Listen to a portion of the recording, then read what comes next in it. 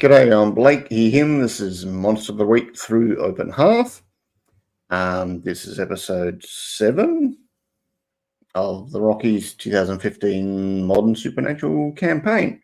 So, end of last one, they were dealing with the cult, and Ethan and Cy were putting an effort into getting some like protection amulets because they were sick of getting hexed and stuff. So I'm going to say you can all have like a protection amulet that doesn't make you like witch-proof, but yeah, it helps. It lets you know if you're being watched and stuff. Now, and that is separate from me finding a way to get some spells protecting my haven. Yes, because that's location specific. Yeah. Later on, I just drop a bomb on it. Don't worry. All right. It's heading into winter, so there's a bit of time between missions and stuff. So as far as December goes, what do we see your characters doing in this sort of wintry December montage up to, but not including Christmas? Dom, what do we see Ethan doing? If it's up to Christmas, I think Ethan would probably be.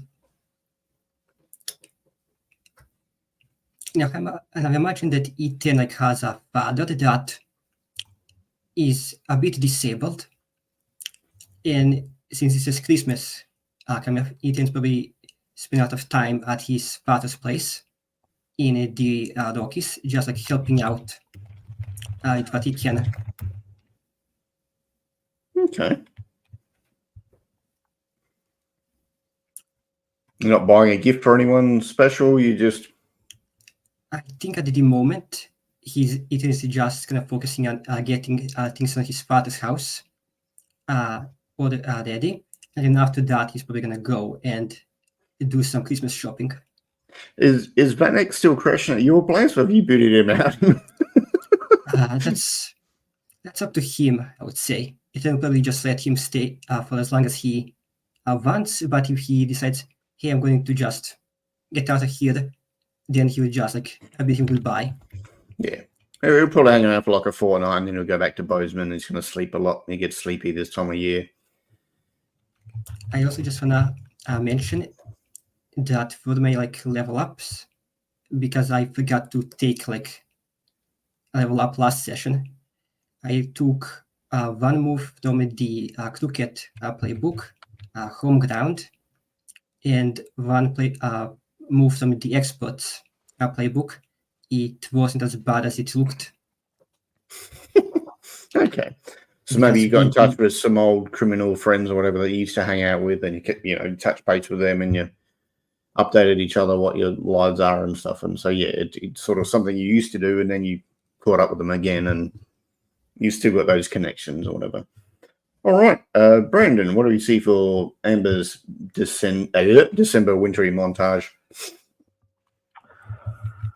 I think Amber hasn't seen a lot of her mom lately. Actually, one more thing. We said your character was away because your sister had a baby in Seattle and you took your parents there to see the baby. But if you want to retcon that, go for it and make it something else while you're away. No, I mean, that works for me. I had not thought about it and was ready to just be a quantum human being, but I like that you did something with it. So yeah, my sister is out in Seattle, and I think Amber, I'll run with that and say that Amber spent the holidays there, and it was like a lot of very normal stuff, just playing with the baby, getting shown around to some of my sister's favorite spots, playing some games with a small family, but constantly looking over her shoulder every time there's someone, a hood up or just anything that or just someone who's particularly hairy. Just a lot of things like setting her on edge the whole time. You know, there's a lot of those moments in the TV show where like the violins get real tense, and then it's just a guy. Yeah. it's just a guy not following me.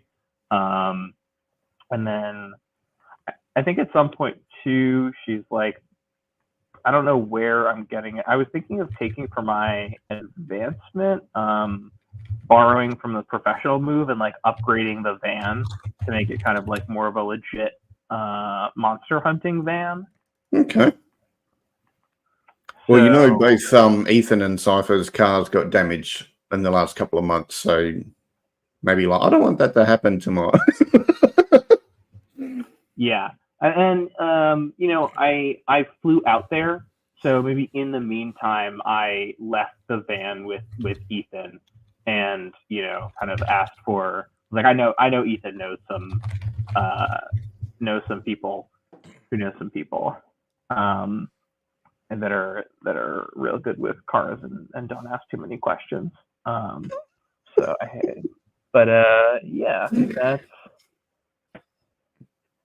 that's and then I'll come back to him. All right. And David, what's Cypher doing in this wintry march? Now, I will point out, when you were thrown from your car in the woods, you know, you probably got like a few fractured ribs and leg and arm. There's probably some recovery time in there. Yeah, no, he spent some recovery time, and he does this online, going through his 3 VPNs. And he does not trust anyone in town to do the magical protection that his cabin so desperately needs, clearly. So he spends time going through sort of the dark webs of this Monster Hunter and Supernatural internet, trying to find like a witch who like lives suitably far away, and then checking down references and paranoid as it can possibly be about like trying to find the least risky person possible who's capable of giving some durable magical protection.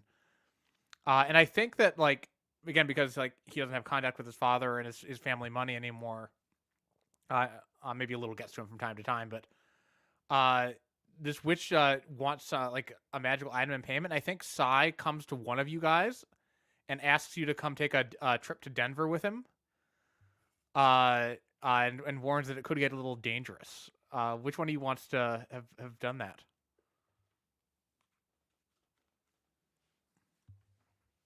I think Ethan would reluctantly go with Sai, mainly because Ethan does have some experience dealing with witches, even though he probably scored Sai all the way through what happened last time they ran into a witch.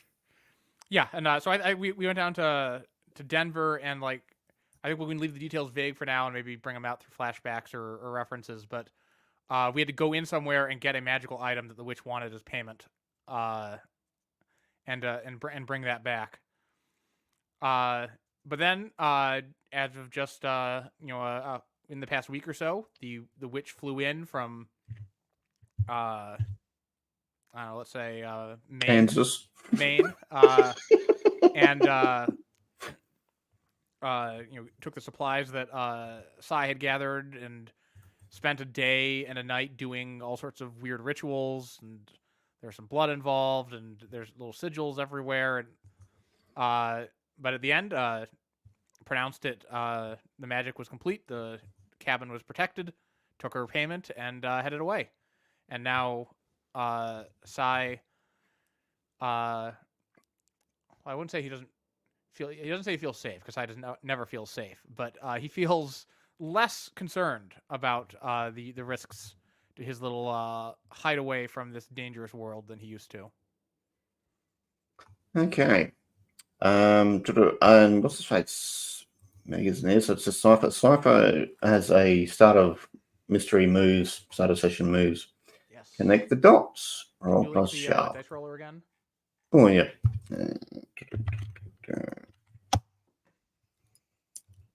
Should we also update Brandon and what happened last session, because I do believe that Ethan and possibly Sai would have told them what happened.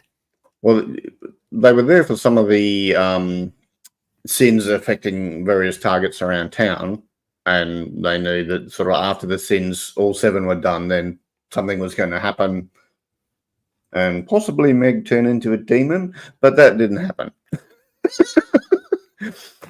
It was to do.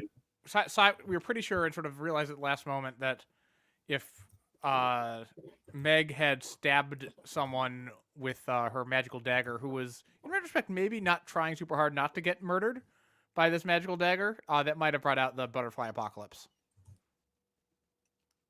Yes, basically the two big things that happened last session is we found Morgana, we freed her by accident. We kind of learned that Gaspard from the first mystery was kind of behind the last mystery. Gaspard died. Morgana is now basically just roaming around somewhere. We discovered that she is in the cult that is after Meg. Okay. Which, had we known, we might not have freed her. But well, she was the boss of it, and then Gaspard trapped her and took over, and then this lot freed her. Yeah, we freed her. We killed Gaspard, and now we have arguably much more dangerous adversary on the loose. Things are looking up. They always are. Okay. Okay. Yeah, so you need to do connect the dots, Si. I rolled a 7 plus 3, 10, so I hold 3. All right. So Amber gets a text from Chelsea, the contact from the very first mission, to say, turn on the news. But Si is already watching the news. Where is it? So there's a man was hurt in a freak accident where it's in Jackson, which is a couple hours away. It's basically the car's driving along the road in the middle of the day. Well, it's driving slowly because there's snow on the ground. But the car's driving along. Suddenly it flips and bounces into like a light pole, rebounds off, hits a garbage bin, and then the garbage bin hits a guy, and the guy goes flying. And it's people like, and the news stream, is this the unluckiest guy in the world? And it's gone viral because people are laughing and putting doing, comical sort of noises to it. But it's a very odd series of things. There was nothing that would make the car suddenly flip into the air and smack against a pole. Yeah, 2015 is too early for autopilot Teslas, so. Oh dear.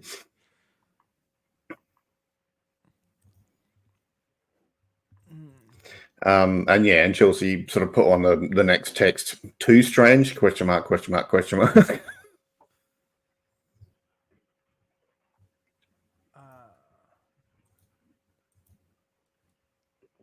A little too Looney Tunes for real life. It's up to Dom if Ethan saw that as well. Should have been so much he watches the nightly news. He probably heard about it. Maybe didn't sit in the news, but probably his father probably just watched the news and then told him, "Hey, this happened. What are the odds of that?"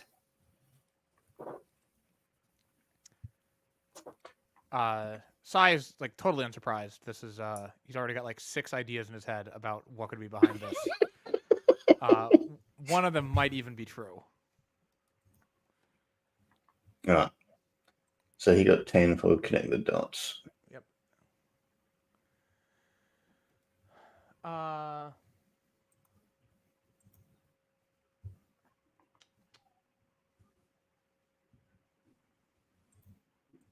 Yeah, I'll spend one of those now just to help get us going with a little more alacrity. When and where will the next critical event occur? There, Jackson. It takes some pretty powerful magic to do that, whether it's by item or magic or whatever. You can't do that much juice remotely. Someone's got to be within a block or two.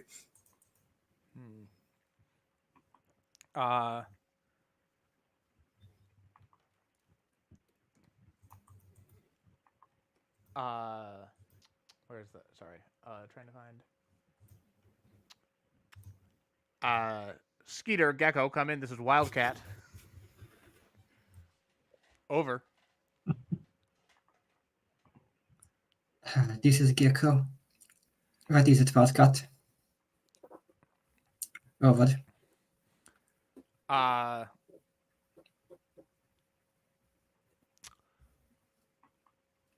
Open channel. Carr and Jackson have ideas. Come see me. Over.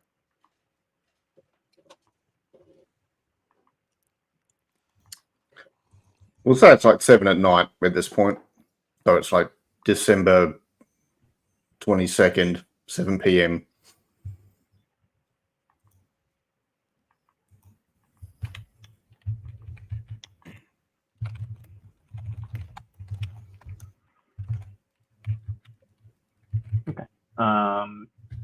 Yep, this is Skeeter. Read you coming your way. Careful on the roads. Over and out.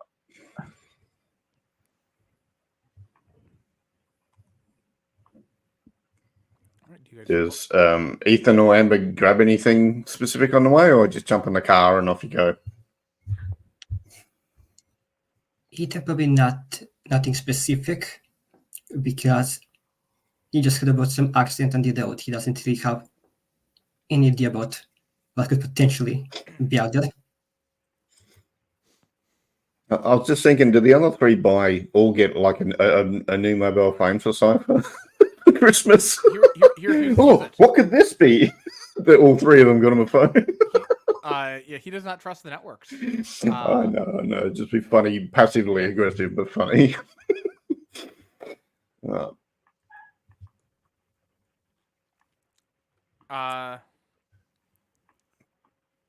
Yeah, there's so like as you like pull up the drive, Sai sort of moved aside his barriers. It's hard to notice, but you know, being looking for it, might notice a faint shimmer as you sort of pull up to the house itself. Like you sort of pass through a shimmering in the air as you enter the cabin, or approach the cabin, I should say. I was going to say, Amber's got -1, so she probably wouldn't notice anything odd at all or weird, but Ethan might, because he knows what to look for.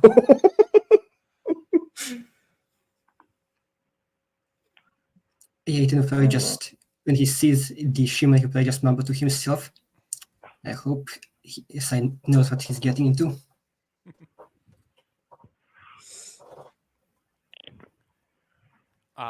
Quite to the contrary, he has 3 independent theories about what he's getting into. Huh. Smells like ozone. That's weird. When you come in, Sai has already like flipped his corkboard over. It like rotates on one of those stands. And has already started to fill out a new corkboard about the Jackson car. Jackson, right? That's what it was? Yeah. About the Jackson car flipping, and he's printed out a map, high-level map of the city, and there's a pin where the accident occurred, and sort of drew a little circle around it, and he's starting to like put little sticky notes up. Magic? Probably, but it's like filling out with fevered intensity. I'm pretty sure it's on the south side of Yellowstone. So you could probably add in some theories based on that as well. Fire elementals? All right. So, yeah, it's like 7:30 at night. You're at Sai's place. There's snow outside. It's pretty cold. Are we sure this is magic, or is it just potentially something that's invisible that got hit? No, it's got all the signs of magic here. If you look at Hook, and he like presses a replay in the video that he's downloaded, and is like framing by frame through. Yeah. On one of the shots, there's just a little bit like there's like a coin or something shiny just on the road. It's tiny, but there's no way a nickel would make a car flip in the air, but that's what it looked like happened. And look at the direction. Like, it changes direction midair. Like, that's not someone strong and invisible hurling a car. This is magic, and it had to be someone nearby.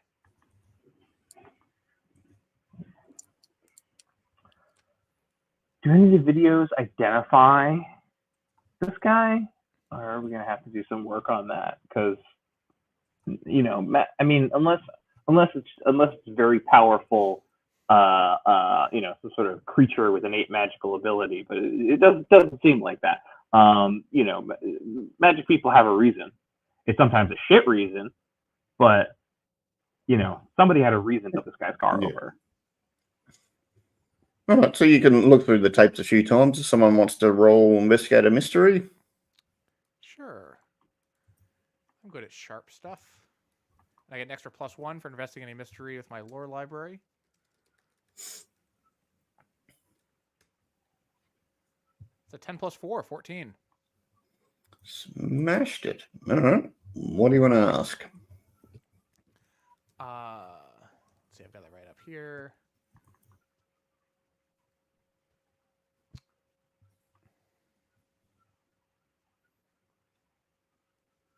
Oh, Simon's place is a lot sort of bigger and better since last time Amber was here, because it's now got like an infirmary, and he's been working on it.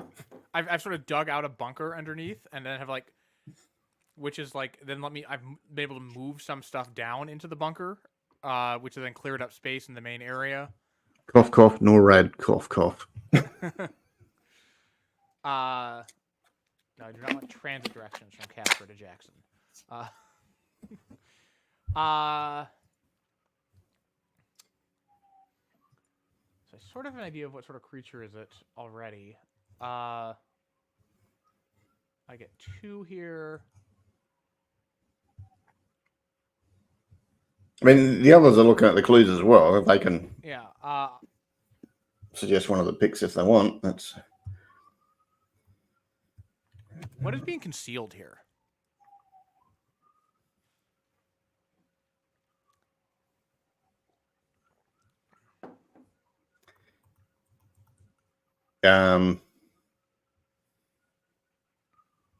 it's always people are being targeted. You don't know why. So what's being concealed is there's information you don't have yet. It's not just someone attacking someone. There's something missing. Like the why is important.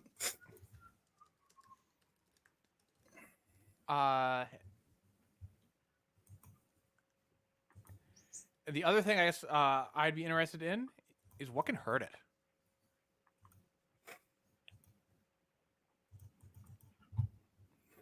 Because if we're going to drive 4 hours, we want to come prepared. You don't know, but if it can flick people around or cars around like that, probably fists aren't going to do it. You're not going to be able to just beat it up. You're going to need a special substance. But that's kind of an educated inference. Yeah.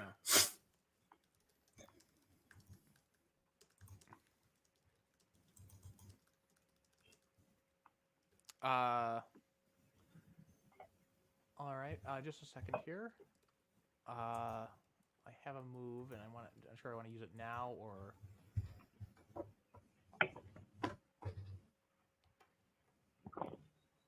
Sure. I'm going to use my preparedness move, which I took from the expert playbook as one of my level ups. When you need something unusual or rare, roll + sharp. On a 10+, you have it right now. On a 7 to 9, you have it, but not here. It will take some time to get it. On a miss, you know where it is, but it's somewhere real bad. And what I want is like magic piercing bullets, like ammunition, so that we can go into a fight with this thing and know that we'll be able to hurt it.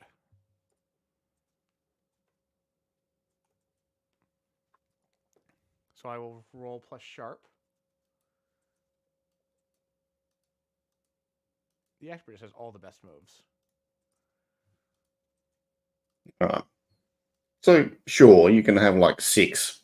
They fit an old snub nose revolver I or can something. roll it. Are you saying it's have that without rolling? Yep, that's fine. You Okay. can say you got that from the witch. Amber, are you just watching the videotape, or are you sort of checking social media, or what are you doing, you think?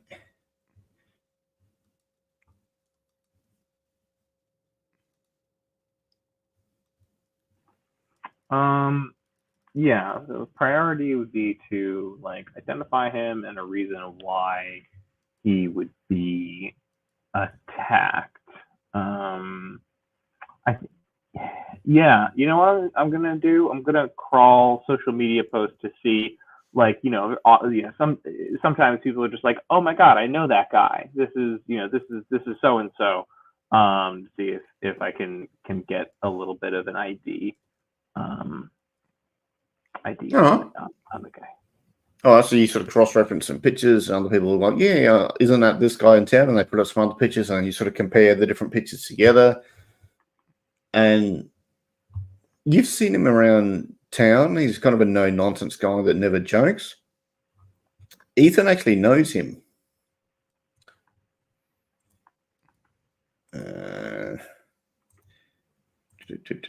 His name is Victor.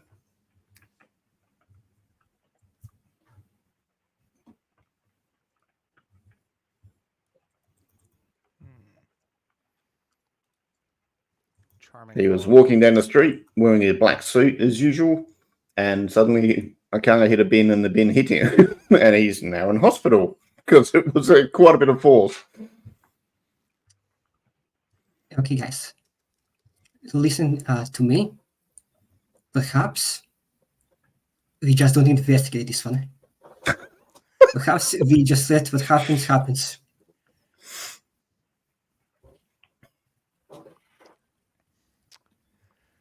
Oh. And what if it's Morgana?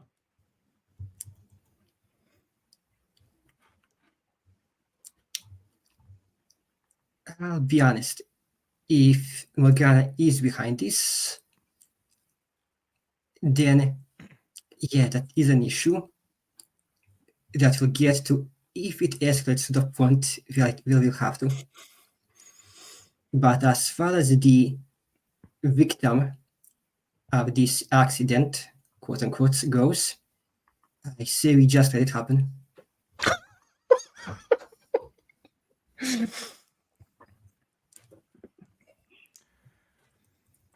However, he may not be the only, victim to be targeted or anything. So it may pay to go to the area anyway and keep an eye on things. If he is, fine. But, Look, Ethan, you remember the last time that strange things started happening in the vicinity of Yellowstone National Park? You're gonna need to be more specific. There are multiple instances. There were strange appearances, and it was a long drive, so we didn't go. And you remember how that turned out when we were finally forced to get involved. My counter argument: those were relatively innocent people. In this case, this guy, not so innocent. Yeah, but who among us is? Like, we killed a guy a few weeks ago. I mean, technically you were shooting at Morgana and the bullets just magically transferred to Gaspar, but, Okay, that was an accident. We've been over this multiple times. I mean, another option is Ethan could go along, protect innocence or whatever, and then if there's a chance to, sorry, Victor got hurt, didn't make it through. Well, there you go. Don't have to worry about him anymore. Yeah, I think after a bit of back and forth, Ethan would reluctantly go, but he would just keep an eye out that nothing really happens to their group. Yeah, so you're going to be protect the others or whatever. Yep. Yeah. If you're Tweet, you don't have to come to the hospital to talk to him. I mean, we don't even probably have to go to the hospital to talk to him if he's that dangerous, but we at least need to find out who he's connected to, what he's into. Yeah, he's a relatively well-established individual in the underground scene, so he doesn't really have a shortage of enemies. But if we do talk to him, we probably could find out a bit of info, just a bit to narrow it down. If you want, I can try and get into contact with some of my old crewmates and see if they know of any talk lockdown about what Victor's been up to recently. All I'll That will say, give us an idea. this was a really powerful magic that went after him. I'm sure Victor deserved it. But is he a bad enough person that someone would hire a stranger to come all the way to Jackson, Wyoming for a magical hit and then fail to execute it? I would say so. I'm not sure how the failed hit is going to transfer well, but yeah, I can think of probably a few individuals that probably would want Victor out of the picture.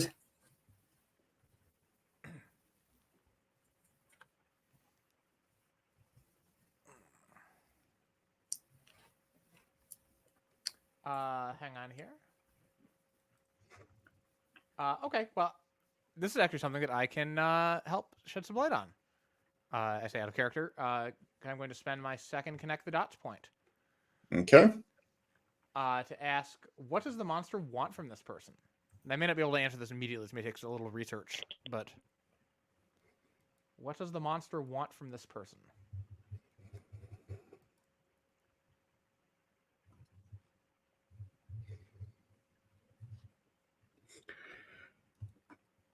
Well, if they're powerful enough to do that, it's not going to be money.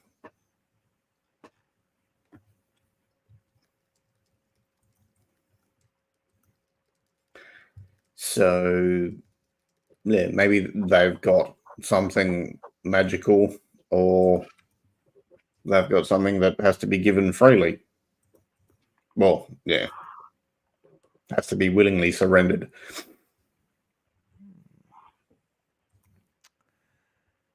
I spend a few minutes up at the cork board, just sticking in pins and tying strings and writing out messages. And Sai finally turns around to look at Ethan and says, "All right, hear me out. Victor's got something that can't be taken from him. Has to be persuaded to give him. I would suggest this something is probably pretty valuable and something we don't want falling into the wrong hands." In other words, you want to imply that the botched hit job wasn't actually botched. It would certainly make more sense. It's an awfully circuitous way to try to kill someone. Indirectly by flipping a car into a bin. Very showy. Made the news. If you want someone dead, you can just put a bullet into the back of his head in an alley. This was showing off. Okay. So, are you headed the next day, or are you headed that night? I don't think we're going to drive at night on the winter roads of rural Wyoming. Although, if somebody wants him dead, it might be good to get there faster rather than slower. Because I mean, we're assuming that it's it's just you could be dead. You better watch yourself, but it could be a failed hit. And if it's a failed hit, they're going to try to kill him again. I think Camber's right about this. We probably should just get to him as soon as we can. All right. Give me a moment. And he disappears down into his bunker, and a few minutes later comes back up with a couple duffel bags full of odds and ends. We've got chains on the old girl. She'll be fine as long as we take it slow. All right. So you hop in Amber's mystery van. Yeah, which I can decide. I have two good things I can have, and I wanted to get some opinion. I was kind of down to these 4: surveillance gear, medical kit, toolkit, and monster cage. Picking 2 from that, and they all are useful. I was just thinking, like, which would I have asked for? I think probably surveillance gear, because that's like very Amber, but I'm open about the other one.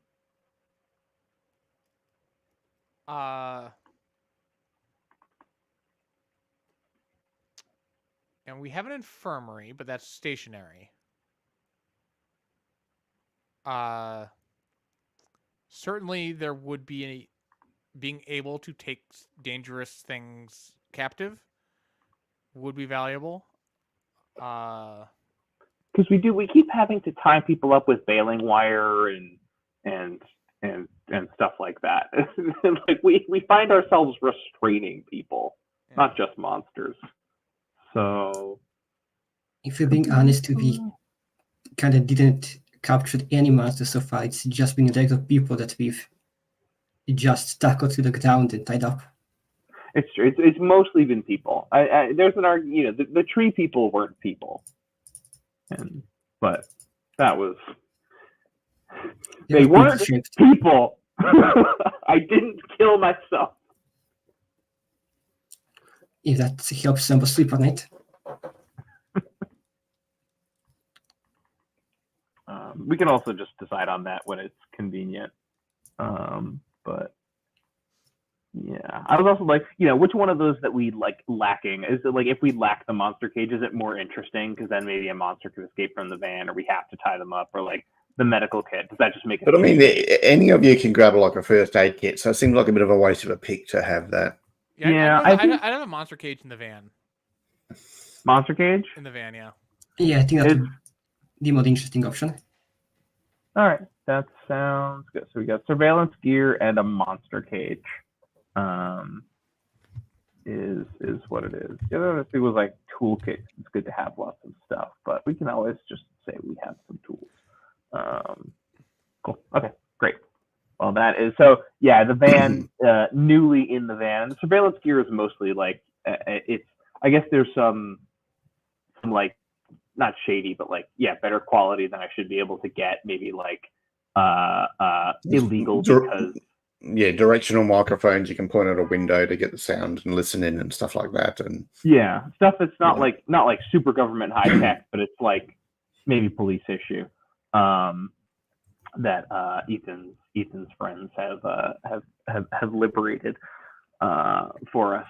So there's some stuff like that, cameras, and then the back of it there's a like the couches kind of stop, and there's a thick cage back section. So there's like the doors and then a thick cage, which is for dogs, of course.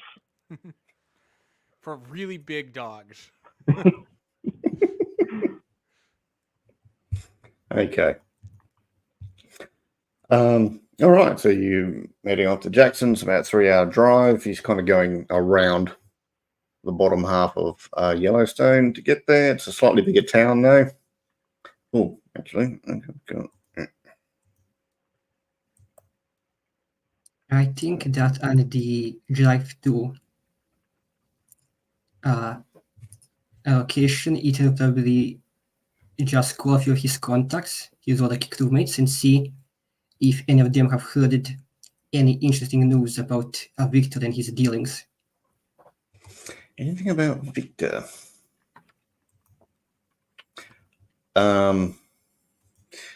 Well, he had an accident a couple of days ago, because he's got a new bodyguard. The last one died. The new bodyguard is your buddy Frederick that was squatting near Meg's apartment. I'm sure Dodgy saved his life. He an owl dove into a power line, and the power line was about to hit Victor, and Frederick jumped in the way, so he ended up in the hospital, alive but somewhat well burnt. Yes, so that was odd. Do we know why he's in this tiny resort town on the southern end of a state park that is closed for the winter? Of a national park that's closed for the winter? These they all, well, they're a bit like you guys. They your crew, they travel around where they need to in the area. Like, was he living there or visiting? Victor, he's got like a winter cabin here. You just sort of chill out, and Ethan's even been there once. It's up to you whether you're a guest or you're hired to snipe him and missed or something. I think Ethan was a hitman. He probably just was asked to sniff around a bit and probably just like knows the general area, but not much more. Okay. So yeah, he's got a cabin in the area.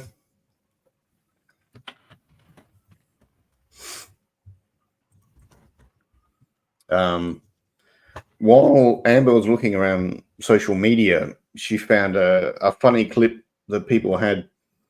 There's something that happened in Jackson, and it's like a guy's car broke down in the middle of a car wash, and like water was flying in, and this guy had to kick the back window out and crawl out the back window. It wasn't Victor, it was a different guy, but yeah, same town.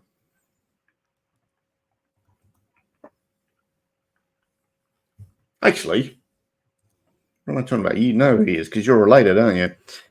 This is a guy that had to climb out the back window. This is Mr. Elderbury. Unless David wants a different picture, but that's who I was picturing. Fine by me. It was your cousin's dad and commander of 10 reputable car dealerships in this area.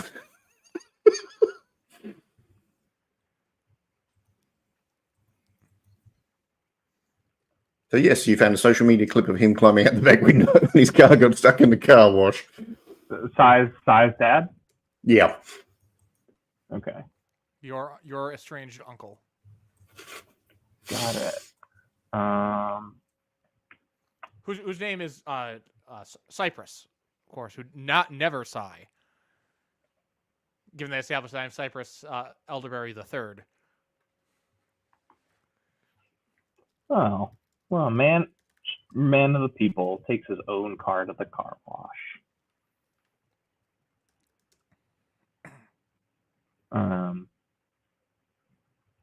Does it seem like what I guess you see this, like, I'm assuming that Ethan's driving at this point.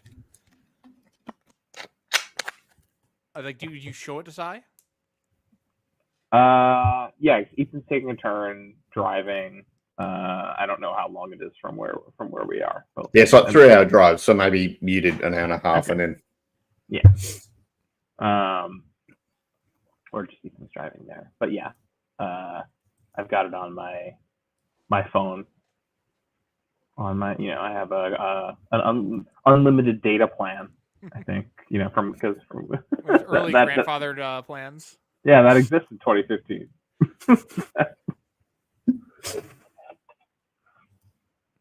But do you show Sai? Yeah, I'll be like, this isn't weird, but it's just, well, you see a connection and everything. Here's a video of your dad getting soaked in a car wash. This is bad. Normally he's fairly composed and in sort of command of the situation, but not in this clip. Yeah. This is real bad. If he's involved, look, my father is way worse news than Victor. I sincerely doubt it, to be honest with you, Sai. The only thing I fear about running into your father is the inevitable awkward conversation that's bound to happen. Oh no. My father is a very different type of person than my mother. I would draw no conclusions about what he's like from what your brief interaction with a member of my family. I mean, Amber's met him before. He's very businesslike and, doesn't believe in anything science fiction related or supernatural related. It's nope. It's all about the money.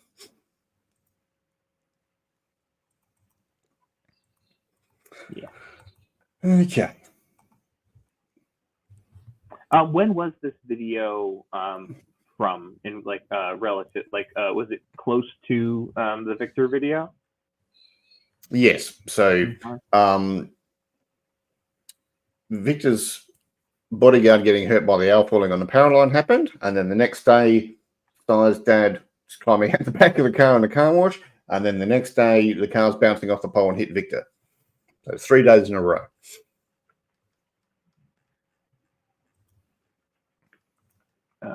Okay. Oh, that's interesting. 2 different targets. Okay.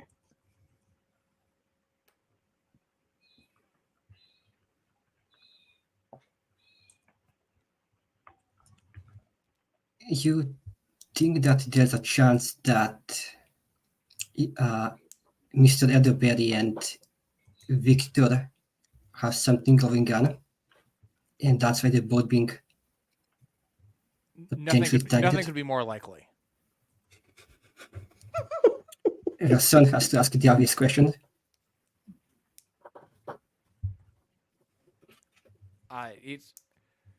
My father is. I've only just begun to untangle this sinister web he's been weaving, but he is bad news.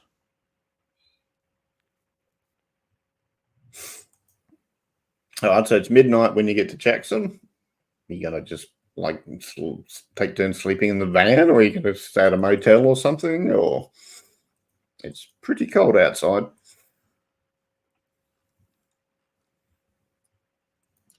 I was under the impression that we were going to go to the hospital immediately and see if we could talk to Victor. Potentially even just sneak in if you have to. Yeah, I was going to say, I'm not sure the hospital would let you come in and talk to someone at midnight. Yeah, you won't be visiting hours, but it's cold, but we've got some blankets and there's 2 bucket seats and and some space on the floor in the back. The picture I used shows an interior that's not really this one because the interior is going to be a little bit more geared towards surveillance. Actually, well, there's that little couch, and then underneath it is a bunch of surveillance equipment. So we don't have the good sleeping room, but it's workable. This is a anyway, resort town. They do have hotels. They're so expensive. Not in December. Ski season. I suppose. That's one of Jackson's things. My thought was that if we slept outside the hospital, we would, there's the paranoia is that somebody's going to come and murder this guy in the middle of the night. Although it's becoming more and more, it is the theory that it's warnings is more and more likely, given the fact that your father was targeted by a non-lethal car wash incident. I mean, the car was filling up with water. It could have been lethal if you didn't kick the back window out. Also concerning, Sai's dad has a watertight car. Does your dad have an Ampha car? Probably. He's got like 8 cars. Yeah, that's true. He bought the house next door to turn it into a garage for all the cars that didn't fit in his own garage. And then wrote it off for tax purposes.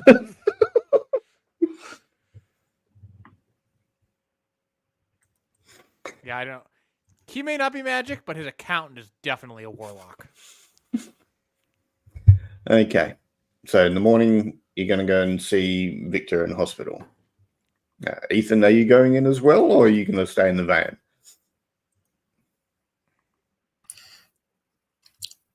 I feel like Ethan has to go just to keep an eye on things. I mean, But he Frederick's in the same hospital. You could go and talk to Frederick while they're talking to Victor. Oh yeah, that's good. Okay, in that case, Ethan will probably go to Frederick first because that's where them are on a not bad relationship. So Ethan going to go to I mean- Frederick. The second to last time you saw him, he did try to kill you. No, he shot near No. him. He wasn't trying to kill him. No, Professional courtesy. he wouldn't dare to kill me. As he admitted, it was just to scare me. And fair's fair. Ethan hit him with a car. We're even. So I'm gonna go and talk to Frederick, and then after I'm done with him, I'll circle back with you at Victor's bed if you're still talking to him. But I have a feeling like if I just show up randomly at Victor's side, he's just going to be a bit uncooperative. All right, so you're going to talk to Frederick. All right, Frederick's there. He can like move and talk and that. He's just in a lot of pain. He got hit by quite a lot of electricity from the power line, so he's on a drip and could probably be dehydrated from it all. He's watching, ice hockey game. Sorry, that's what you guys just call it, hockey. So the hockey game he's watching, laying in bed. Hey man, what are you doing here? I just went to check up on you. Like, saw this video online of you just getting hit by this like cable line. Yeah, this owl just out of nowhere, just bam into the where it hits the pole, and then the line came down, nearly hit Victor. I was doing some bodyguard work, and I got him out of the way, but I got hit. Yeah. Yeah, you should count lucky stars that the voltage just didn't outright kill you. Yeah, I feel pretty lucky about it all, but I don't know if Victor will hire me again. He's very serious. He doesn't like laugh or smile or nothing. So You should have known what you were getting into when you we need to accepted. take him to that. Should take him to that club in Vegas. You remember the one? Yeah, that'll cheer him up. I doubt that even that would put a smile on his face, to be honest with you. You don't really have a best track record of good employers recently. No, but still here. Gonna keep trying. It's gonna be New Year soon. It's gonna be a winning year. I got a good feeling about this. Yeah, I hope things turn for the best for you. So I've really been working for Victor anyways. I needed the money. Wanted some work. Not much was happening. I thought, oh well, he pays. He knows I can do it. Obviously.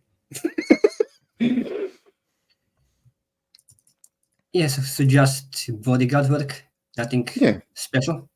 No, whatever else he's doing, he doesn't tell me, and I just make sure no one hassles him. And yeah.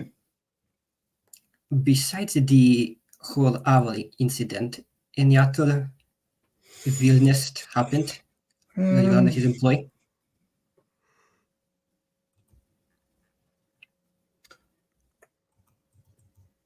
No. Victor seems distracted. you know, we've worked for him before, but he seems like he's looking over his shoulder more. He doesn't seem in command of the situation like he used to be. You think He so? won't. Does it? No, just something's got him rattled. That's my. But maybe he just doesn't like Christmas. I don't know. Something's up his ass. I don't know. Well, he does have a few enemies. Don't we all? Yeah. Yeah, I don't really have that many enemies. Let's be honest, Frederick. But Just the mob boss and the powerful witch, you know. just an average Tuesday. I have forgotten to ask. Yeah. You have any idea about who might potentially be after him? Like, Victor, he's a pretty serious guy, always in control. He wouldn't really be looking over his shoulder unless he had good reason to believe someone's after him. As far as I know, everyone that's gone after him is dead. So I didn't know he had any living enemies, unless it's like the feds or something. But this doesn't seem like their style. Well, the feds have gone up to much weirder stuff before. I don't know. Something's got him rattled, so he knows something, but he ain't telling us. But that's, the way these people are, isn't it? So you know nothing about what he's doing in Jackson. He's got a cabin out here. Always comes out here. Sometimes he invites people out for, sort of longer term alliances or whatever, as far as I know, but yeah. So I was in the next room.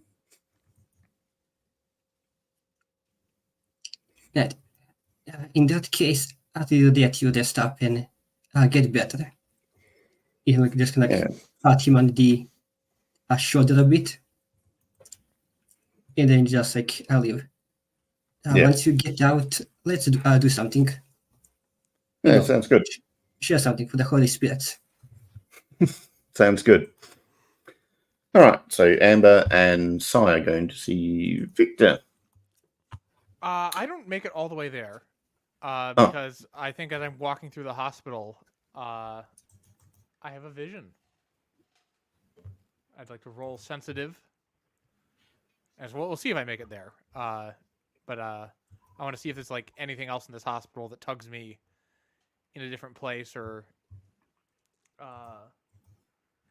It's +2. Okay.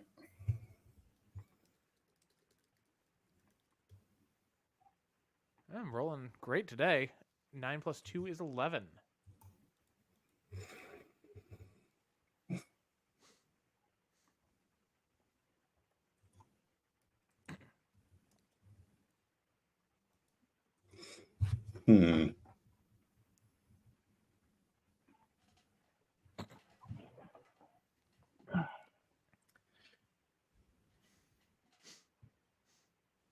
So you're walking through the hospital, and there's some patients in the broken limb ward watching a big TV up on the shelf, and you just sort of stopped at the right second, and you turn to see it, and then someone changed the channel, and there's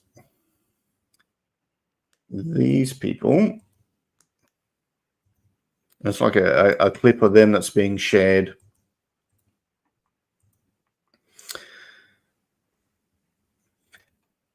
So they're the sports, athletics, CrossFit training people that advertise all the time, and they got hit by the sins curse thing.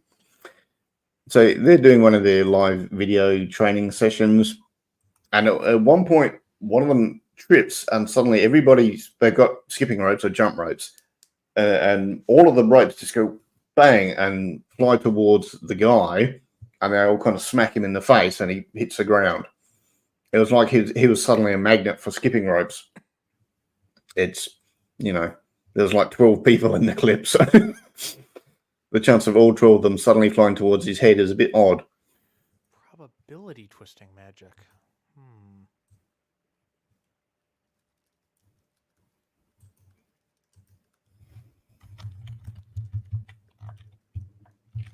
attraction repulsion magic. Sai like sort of like stops and like looks off to the side, and I think Amber gets like several dozen feet down the hallway before she realizes that Sai's not following. But eventually he sort of shakes out of it and walks back down, sort of mumbling to himself.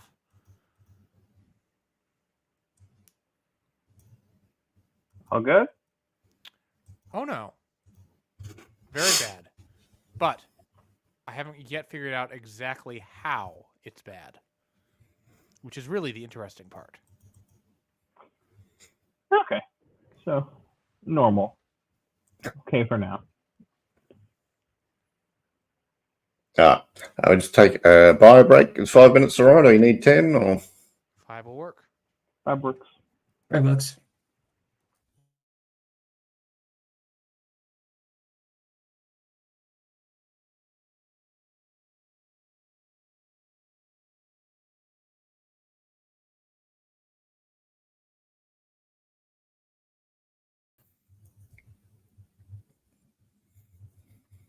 Well, besides that, yeah, it's been a pretty standard week for me as well.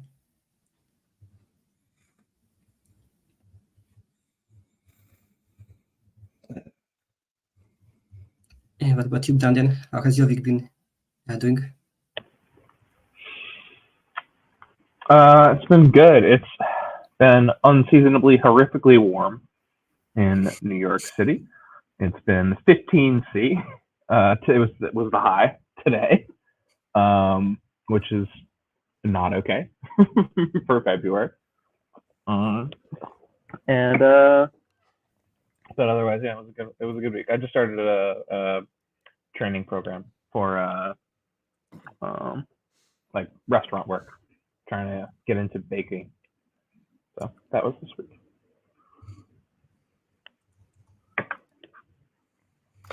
alrighty. So Amber and Si were going to see Victor in hospital.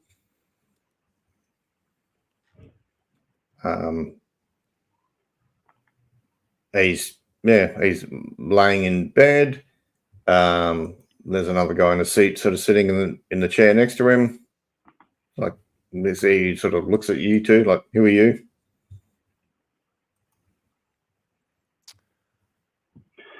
I was going to discuss beforehand what's our angle before we go in, like the quick in the hallway conversation. Yeah. I mean, certainly one angle, which certainly Sai would not be excited about, but could maybe be persuaded to do, is to use his name. Amber might have to persuade him to do that. I think that might be the play.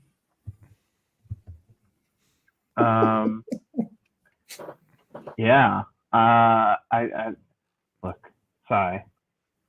I know, you've been disowned, or you disowned yourself from your horrible family, and you don't like to use them for things, but your name might get us far here. If might get us some attention too. Well, I feel we're gonna catch attention doing this anyway. I think, right? We're talking to this guy, so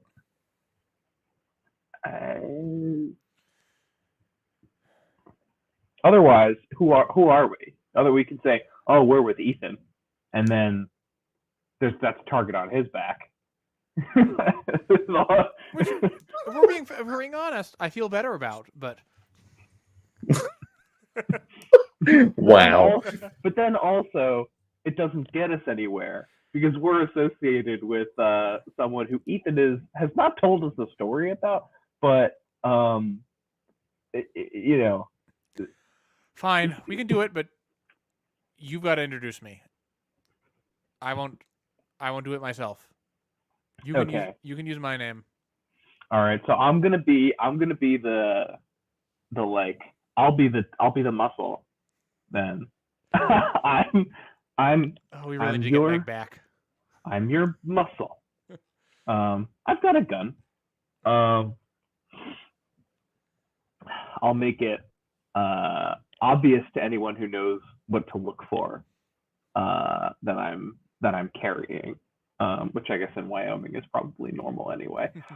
Normally it's like rifles down, just a hunting rifle walking down the street, but yeah. So when we're asked, I will say, "May I introduce Mr. Cypress Elderberry III? You can call him Cy." Yeah, no, so the bodyguard was about to sit up, and Victor kind of moves a hand just to say, "Sit down, it's all right. I've met your father, Cypress. We've had business together. He's as we talk here, I'll just remind you that I can tell every time he lies. yeah, well, he's not lying. Okay. Yeah. And you're Amber, a private investigator, I've been told. Yeah. Oh, well, you must have seen one of my advertisements. Yeah. It's, your card came across my desk a couple of months back. No one said anything bad about you, so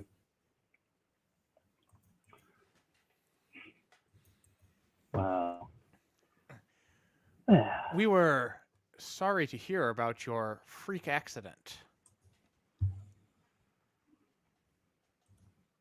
I'll just remind you what he looks like. Yep, so that's Victor. So, yeah. He kind of smirks a bit. Oh, you got a smile off him. I'll have to tell Well, Ethan about that. Yeah, it seems lots of people have heard about it. But so what brings you here, Cypress third? I don't believe in coincidences. I'm Perhaps guessing you don't either. No, I don't. I also don't believe in cars suddenly flipping themselves up into the air.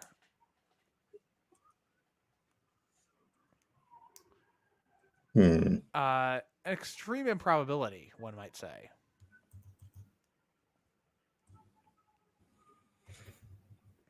Yeah, fair. Just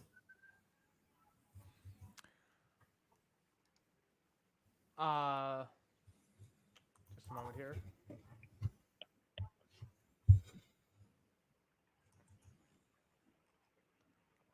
Okay. And he looks over and says, "You know, we've never met, but I do have an interest in things that are capable of causing such freak accidents against so illustrious a personage as yourself." Are you threatening me that this stuff is going to happen again and you want money? Is that what you're doing here? Lord, no. If I wanted money, I'd go talk to my father. And you know as well as I that that's an unpleasant experience. He chuckles at that.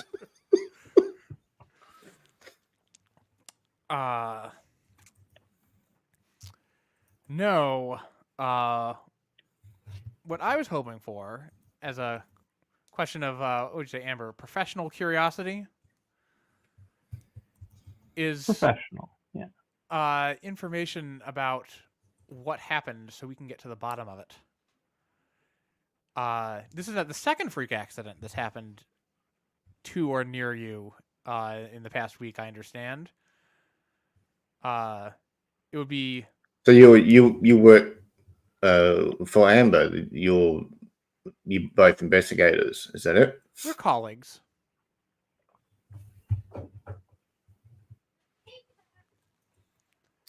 I've seen those TV shows. Who's the brain? Who's the brawn? Braun's not in the room right now. I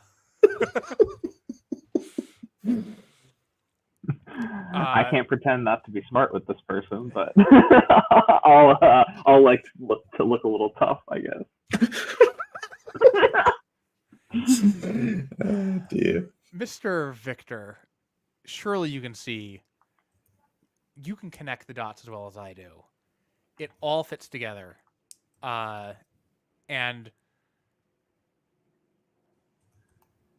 this is sort of these sort of unusual circumstances are sort of our specialty. And I think you would, if you could share what you know, we might be able to prevent a third such freak happenstance from occurring to you. The problem is what I know doesn't make sense. That's exactly the kind of information that we're looking for. All right, and he you know, so he tells his bodyguard to sort of close the doors and says, "All right, what I'm about to tell you doesn't leave this room because people may not believe you anyway." I was having a drink a few years ago, and I thought it was a dream. I thought I was just drunk and sort of passed out or whatever, but there's like this little garden gnome sitting on my desk, and I was having a chat with it. A little what did you say? Garden gnome. Okay. And it kept like pushing its glasses up its nose while it was chatting me, and it's like, you know, he can help me out. He can help me get successful, and yeah. I'm like, sounds like a great deal. And he's like, you know, fine, I'll be back in 10 years, and you can make your payment. I don't remember what he asked for, but I was pretty drunk. It had been a long month, and yeah, I thought it was just a dream looking back on it, but. I've been thinking about that was 10 dream years ago? lately. Yeah. Do you remember the exact date? It was 10 years ago tomorrow. Hmm. Because it was Christmas Eve. Just a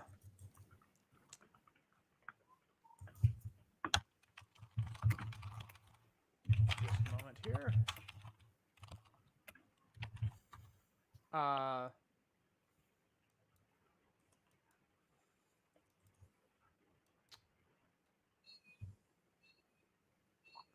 I'm looking over my connect the dots options to see if I can.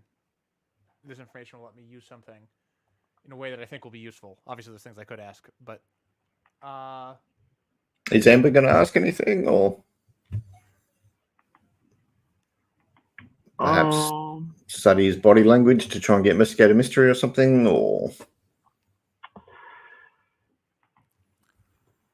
Let's see. Is he? So that's what he's like. That's what he's telling us essentially. Is that there he talked with the gnome, and it gave him success, or promised him success, and was going to extract some sort of payment in 10 years' time, and that was 10 years ago. Yeah, okay. He thought it was a dream and sort of forgot about it for ages, but he did have success after that.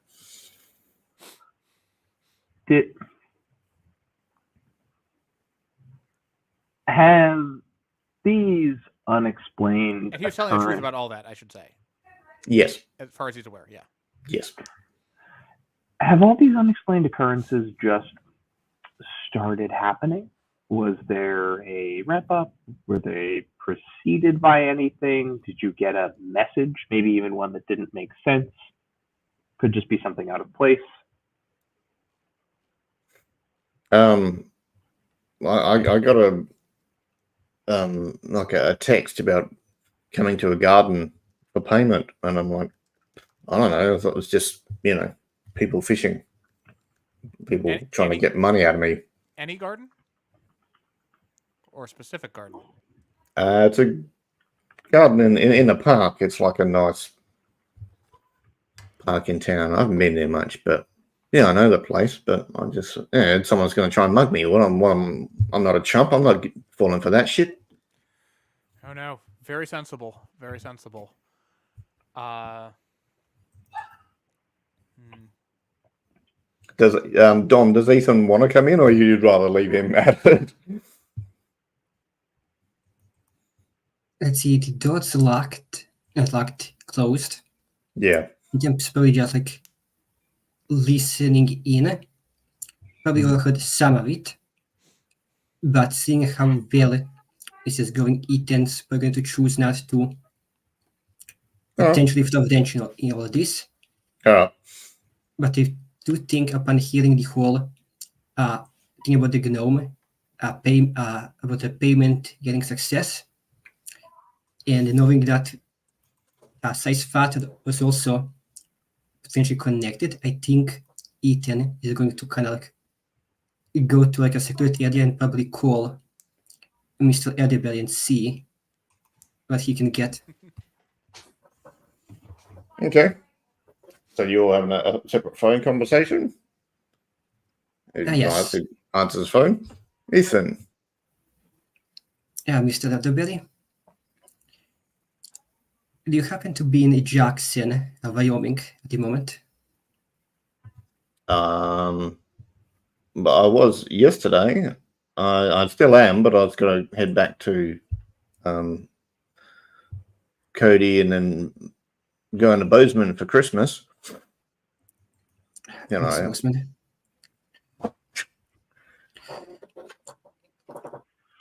Okay, I saw an interesting video of you online, and it got me thinking. Everyone knows you as this very respected and successful businessman in the area. And I know that you have a bit of an estranged relationship with your with Sai, and don't really believe in what he says.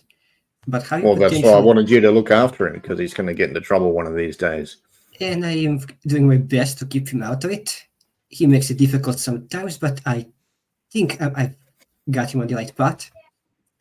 But have you ever come into contact with a little man that kind of offered you any kind of success for some sort of payment 10 years later? All right, so roll manipulate someone, so roll plus charm. Because it's going to be hard. He thinks all of this is a bunch of bullshit. Okay, charm should be good for me.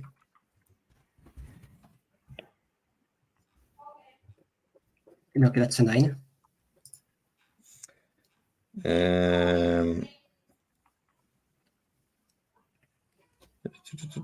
So they do something.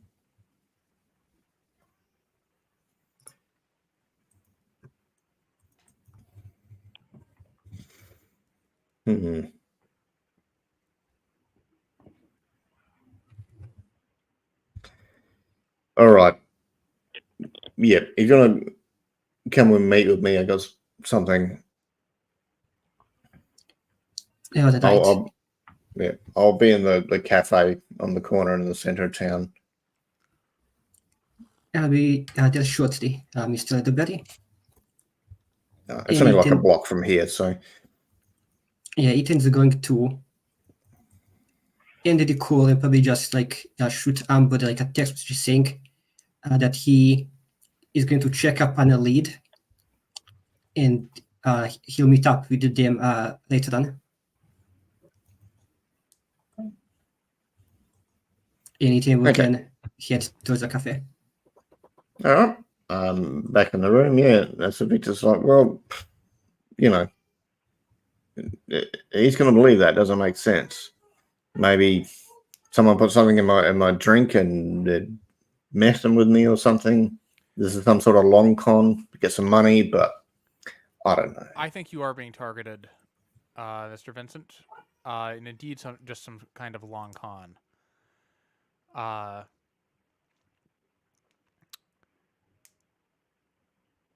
would advise extreme precaution tomorrow.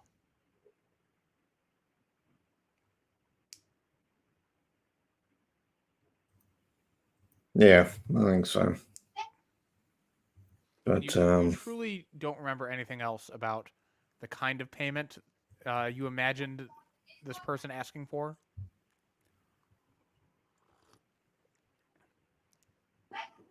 These I think you said my shoes or something.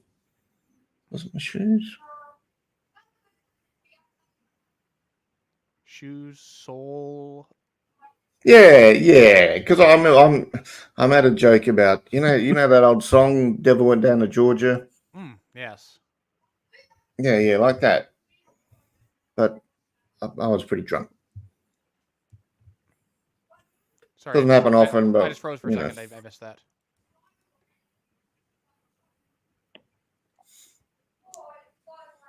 Sorry, I missed what you just said.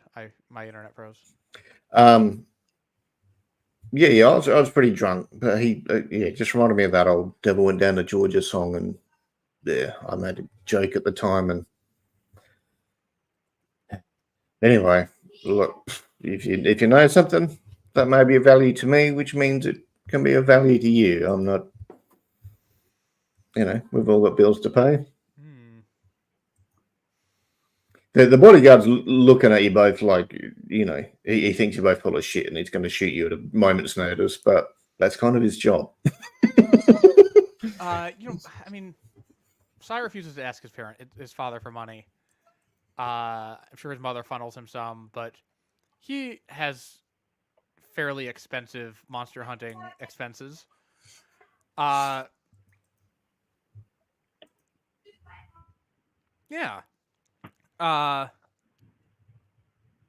Cy holds up a hand to the bodyguard and reaches very slowly and carefully inside his jacket and pulls out the amulet. And says, Mr. Victor, this might sound unusual, but I have reason to believe that if you're being targeted by the person I think you are, wearing this for the next day or two could provide you with very significant protection. I could explain why, but honestly, most people tend to tune out after I start explaining for more than a few minutes. Yeah. He's like, nah, it's all right. I'm all right. I've got my cross, and he kisses his cross necklace and my lucky dice. He shows you his lucky roulette dice. All right. Well, thank you for your cooperation, Mr. Victor. We will do our best to get to the bottom of this, and if we turned out we find someone who's trying to extort you, we'll be in touch. Thank you. He seems a bit sort of lost in thought now. He doesn't, shakes his head a bit.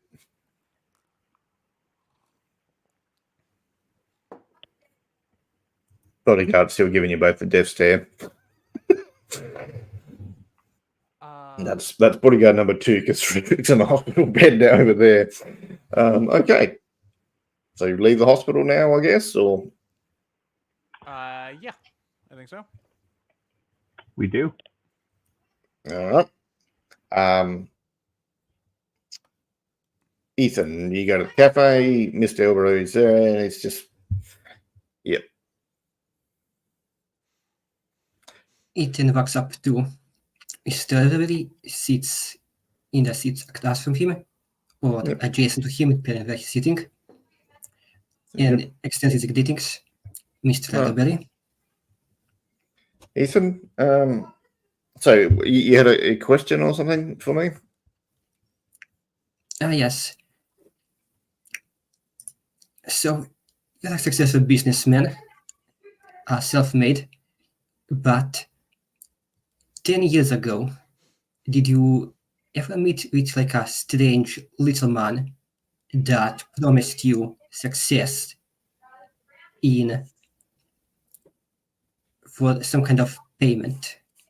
Potentially he sips his coffee and he sits back and thinks about it and thinks, the only person I talked to that sort of asked me or offered me anything was out at a mall waiting for something to get finished, like a bracelet from my wife to get repaired. and some schmuck in a bloody Santa Claus suit walked up and said, and what do you want for Christmas? What could we offer you to make you the person of your dreams or the life of your dreams? And I just answered without even thinking. But it's some arsehole in a Christmas Santa suit. What does that mean? That doesn't mean anything.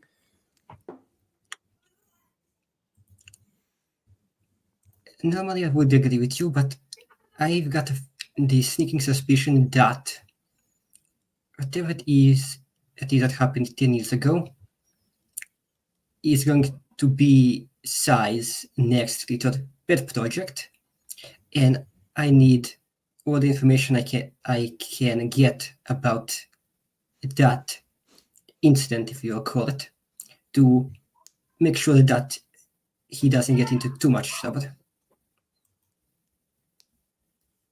There was one odd thing. The guy in the Santa seat, he had red eyes, like he had contact lenses or something. And I thought it was very weird because it's not exactly children friendly, is it? It's just No. Bunch of weirdos this time of year. Anyway, oh yeah, give this to my son, will you? Yeah, it's just an envelope. Any till ticket. I'll make sure he gets it.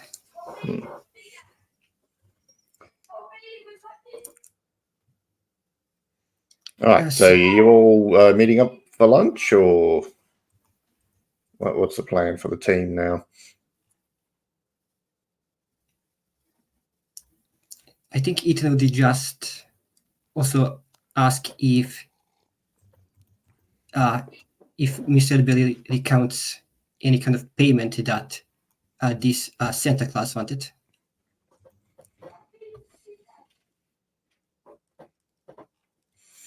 You're sitting there thinking this.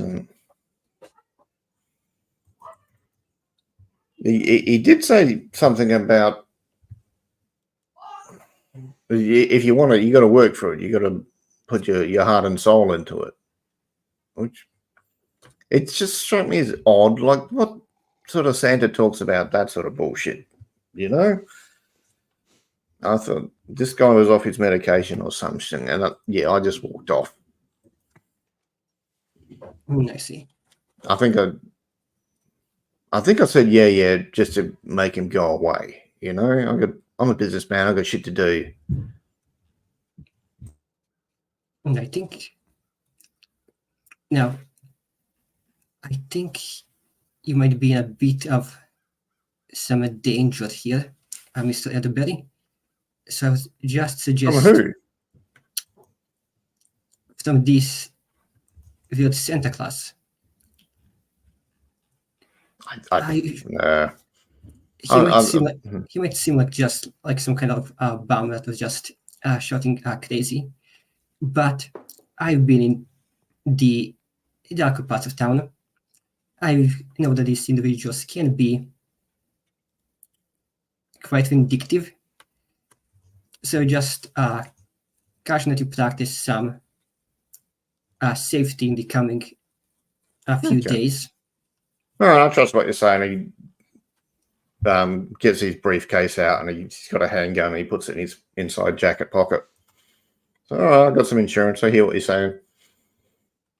Thanks, Ethan. A pleasure as always, Mr. Elderberry. And with that, you can probably meet up with Sai and Amber again. Yep. So it's about lunchtime on December 23rd. What are y'all doing?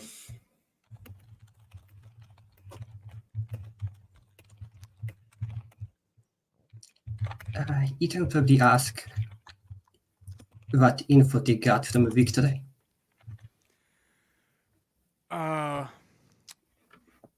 Yeah, we got a supernatural gnome or a leprechaun of some sort offering success in return for people's souls after 10 years. You wonder why your friend Victor is so successful? always knew that it wasn't due to anything that he himself was capable of. And on that note, Ethan would pull out the envelope and just hand it over to Sai. What's this? So basically, I overheard part of the conversation while you were in Victor's room. It seemed like you two were doing a great job. You didn't want to interrupt. But upon hearing about this little gnome fellow and suspecting that your father might be tied into this, I sort of gave your father a call just to see what he knew. You called my father? It's not hard to get. His numbers It's- on signs and shit all over the place. That's not hard to get. I mean, his Yeah. his office number is on signs. So basically, I just called him and just asked him a few questions. Apparently, about 10 years ago, by his word, some guy in like a Santa Claus costume with like red eyes met up with him and told him that he could like give him basically whatever he wanted in return that he puts his heart and soul into his work.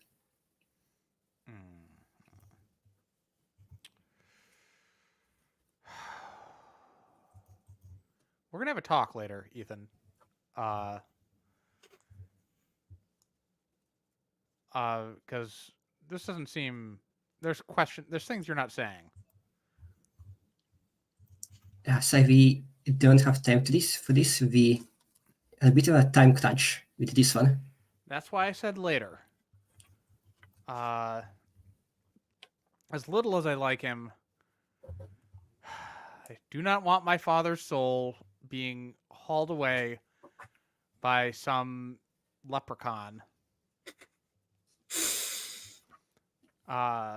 Although you have no idea how good it makes me feel to know that a lot of his success was not 100% earned.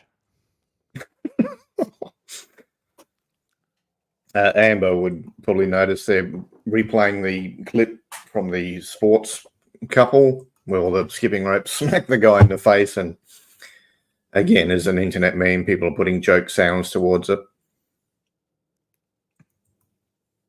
But more importantly, what do you think you're having for lunch?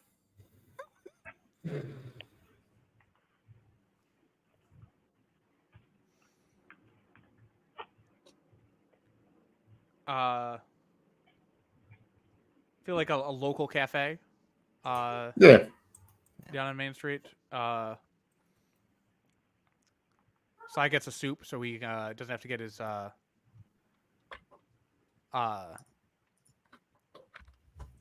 he doesn't trust sandwiches.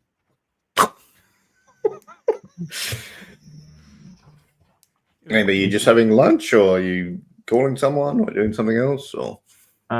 Yeah, well, we're gonna eat at Virginian Restaurant, which is an actual restaurant in Jackson, Wyoming. And it's gonna be eggs, because eggs and corned beef hash are good at all times.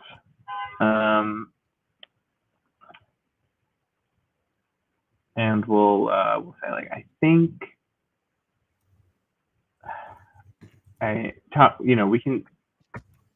we can chase down any number of people. I'm sure we can find more, who are having to pay for the gifts that they received 10 years ago, because we've got the power couple over there who are just having shit luck, frankly. Like they got like cultified, and I'm sure I don't know if their business is suffering, but at least. So it sounds like this is maybe a creature that like gets released from captivity or something like that every 10 years. Because it's odd otherwise that all these things are happening at exactly the same time. Yeah, it's weird that it would just like on the same day promise all these people like a thing that goes up in 10 years. Like that's weird. Maybe it's not one creature. I mean, we had a little gnome, we had a Santa Claus. I'm thinking it's an elf, not a gnome. Or an imp, perhaps. Our man was quite drunk. I wouldn't be surprised if somebody else was in the woods and saw a reindeer. But maybe we can go to like the cemetery where Victor was supposed to meet it. And it was a garden. A garden, right? Not a cemetery. The garden where we were supposed to meet it. I don't know if your father had any sort of meeting spot, but we're gonna have to deal with whatever this is. Yeah, no, we need to take a detour to the public library, I think. I need to do a little bit of research.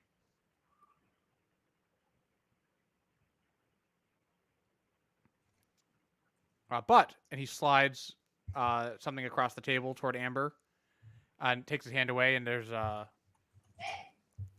3 bullets in there, sort of like with like little sigils etched on them. And he slides another 3 over to Ethan and says, "Keep these ready just in case."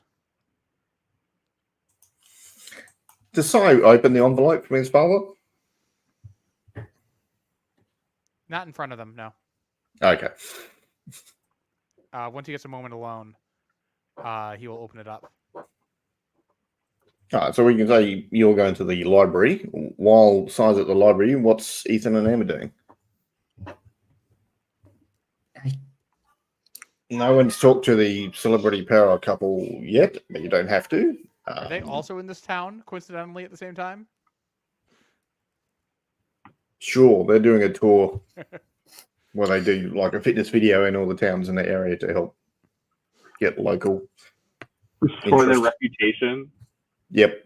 After the pushing over the statue incident, yeah. They want to come back to. They pushed over a statue of Jesus in rural Wyoming, if I recall correctly. Yes, yeah. So they're doing some PR work, doing a tour, getting local people in the videos to show that they're part of the community. They can help you be the best you can be. I kind of want to use my imp stone and just ask Kidneys if he knows anything about Santa Claus and like potential elves. So I do think I'm actually going to do that. It just gets potentially more information. Are you going to go to the park to do that? Or are you going to sit in the cafe and do it? Or where? Are you going to sit in the van and do it? As this, I went to the library. Yep. Yeah, so probably we probably went to get like in Amber's van to the library. So I went into the library. I think in the van, Ethan is just going to use the imp stone to and summon a Kidneys. Let's see what happens. Okay, that's another 9 for use magic. Yeah, so we just summon Kidneys and ask him. So, Kidneys, what chance is Santa Claus actually there?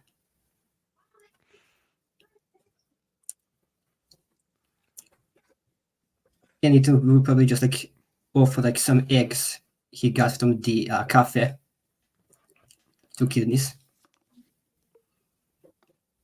So he'll like eggs. Haven't had eggs for a while. Thank you, Master. Yeah, and basically it explains Santa in terms of the nice guy that sort of the nice entity that drops presents down chimneys and all that shit. No. However, Krampus exists, and not a nice guy.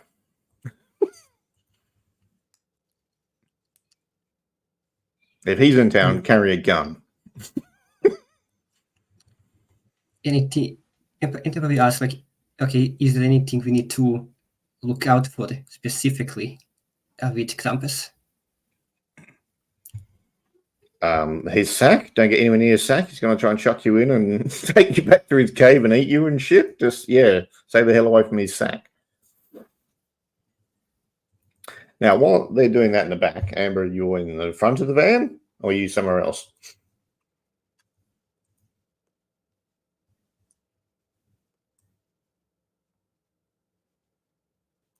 You're muted.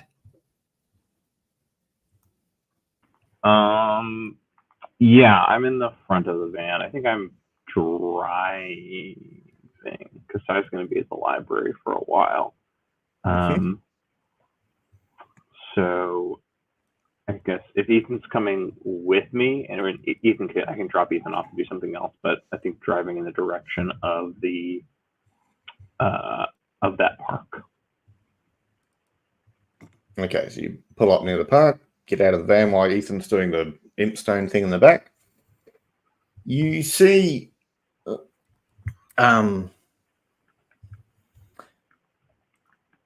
your uncle, Cypher's dad, walking down the other side of the street. There's a car trailer with, they load up like 6 cars on 3 on each 2 different levels. Mm-hmm.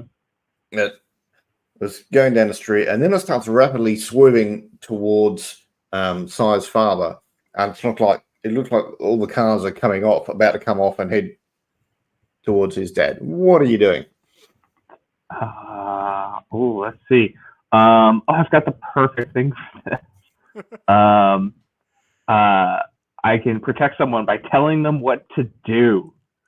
And I'm going to, I'll shout, just to get I'll tell him which way to run. Just like, Cypress Elderberry II, dive left.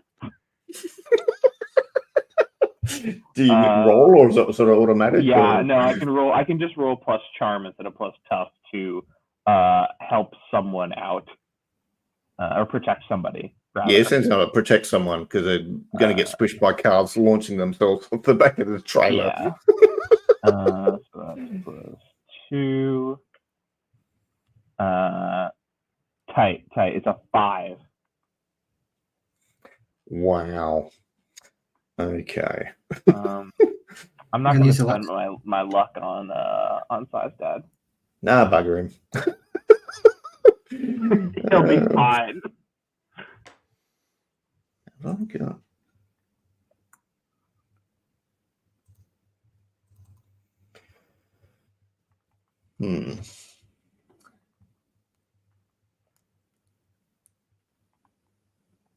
Put someone in trouble. I've already done that, so I don't need to do that move.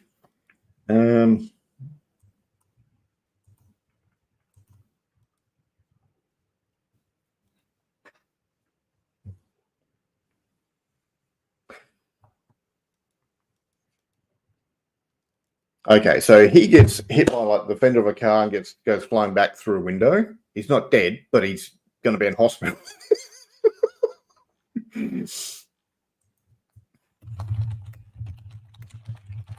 No. Okay.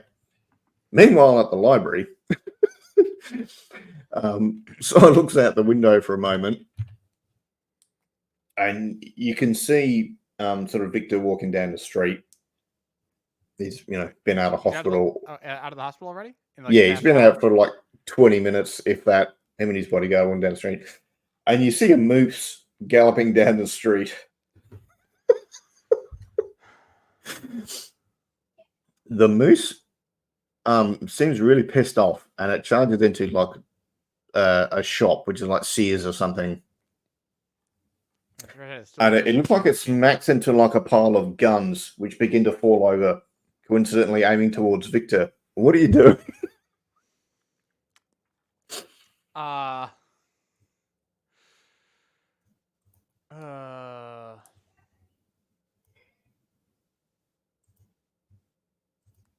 Nothing. I mean, I am observing and taking notes. weird mob boss guy. Like I'm in the library. I'm watching this out the window. There's like Yeah. I don't have magic spells. There's like nothing I can do. He's got a bodyguard. Like the only thing I can do is try to figure out what's happening, get more information about what's happening, why it's happening, so that I can get to the bottom of it. The moose, yeah, got very angry, but there was no sort of trigger. It just sort of suddenly charged this window full of guns on a rack, and then they all fell over and coincidentally pointed towards Victor. Just give me a 2d6 roll. Flat So, 2d6. yep. See how good Victor's bodyguard does.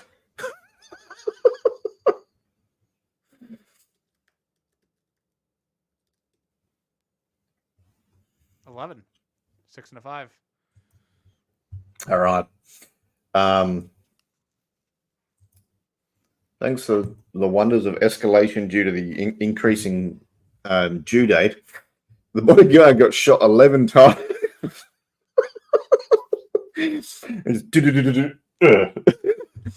By a variety of different hunting rifles rounds.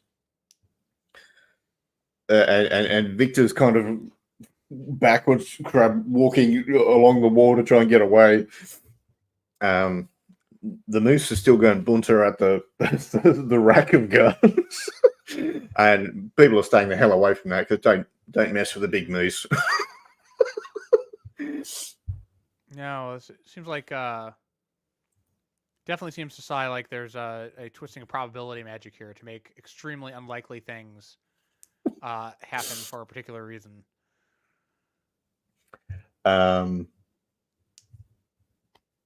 Yes, so people are running to help sort of stop the cars that were out of control with nobody driving them. Your uncle is obviously laying in the shop that he got smacked through the window to. What are you doing, Amber?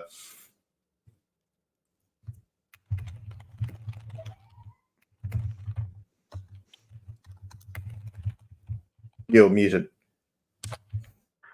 People are running to help him. People are trying to stop the cars, which were just sort of rolling off this trailer. Oh, I don't okay. think anyone's noticed what happened to Si's dad yet. Okay. I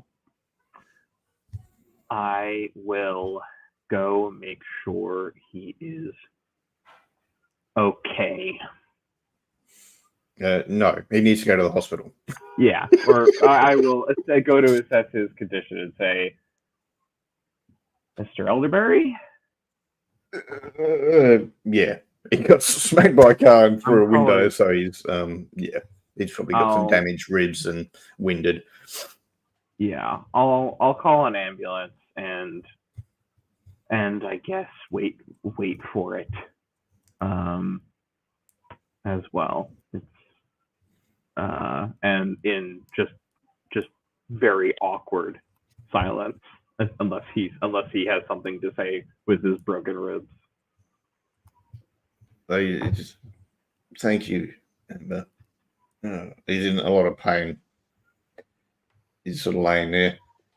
Normally he's fairly in command and dignified, but it's just in a lot of pain at this point.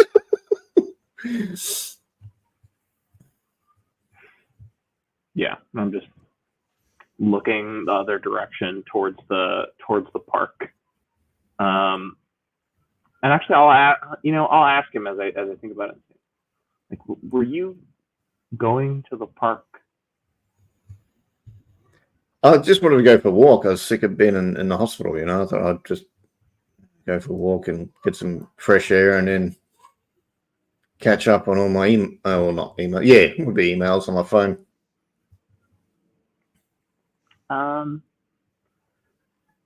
And I heard a funny story about you and a mall Santa. I just had a question about that. Were you supposed to meet that mall Santa anywhere? Well, they kept telling me to come to the park. They wanted to get some money or something. It's like it didn't seem legitimate business deal at all. I'm a businessman. Oh God, this hurts. That's probably safe. And I mean, you didn't go there, and look what happened. You were ironically crushed by a pile of cars. These pieces of shit aren't my cars. I have good quality cars. I can hook you up, but not with those pieces of shit. Sure. Right, so the ambulance rocks up. I don't go with him to the hospital. Oh, okay. We're going to that park. All right. So Ethan's finished talking with Mr. Impy, the demon child thing. All right. So you were in the library, Psy. Mm-hmm. Were you going to roll for something or use a move or something? Or I wanted to investigate a mystery. okay. Actually, while you were there chatting, Amber, while you were there chatting with Mr. Elderberry, did you want to roll your empath move? You don't have to. It's just an option while. Or you could stash it for later. Yeah, I mean, I'll take the prompt because I avoid it because it Freaks is you out. it's so likely to go wrong and freaks me out and makes me feel vulnerable. So it's definitely not something she's usually going to choose to. Actually, yeah, never really is anyway. So yeah, she's like before the ambulance gets there, she's thinking about that. She's looking back out. Her mind, she's looking in the middle distance, and I'm gonna roll. My weird is -1 for sure. Good. Think of the XP. Motherfuck, an 8. Okay. So you gain a hazy impression. There's just for a second it's like there was a face watching you and it had 3 sets of eyes.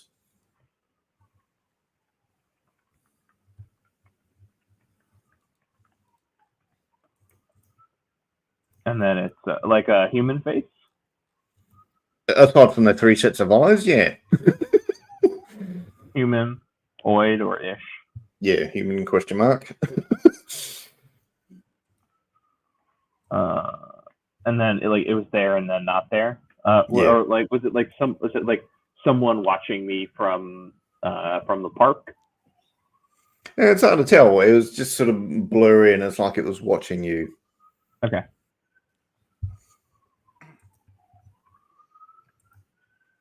All right, so in the library, you were rolling something, sorry? Yeah, investigate a mystery here. Okay. +3.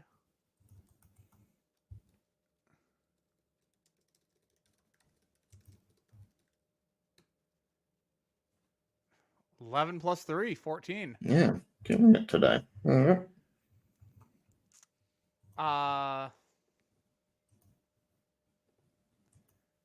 Okay. I think I probably have enough information now that when I sort of go onto the dark web, my usual go-to haunts and all that. Maybe the bad choice of word there. I can figure out what sort of creature is it. Yeah, it's Fae. If it was demonic, the first thing would have been lethal. It wouldn't have been an accident sort of thing. But yeah, this much luck and chance, it's got to be Fae magic of some kind, either an item or creature or curse.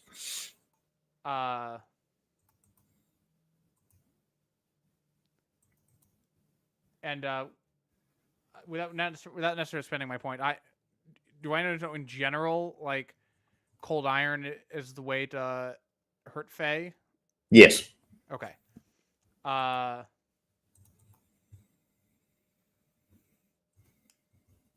I will ask, what can it do?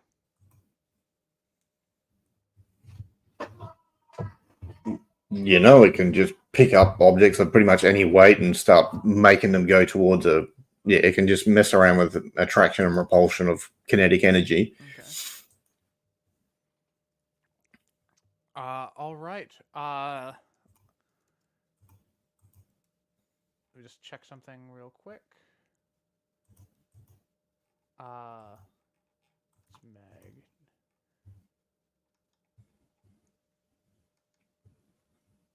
So I have magic piercing bullets. I don't think we have. Meg has iron bullets, but yeah.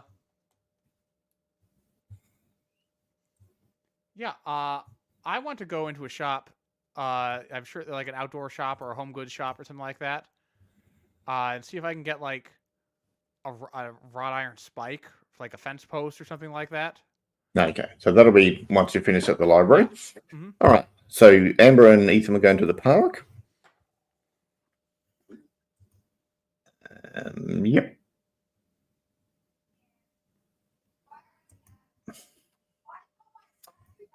So you're walking towards the park, talking about anything, or just?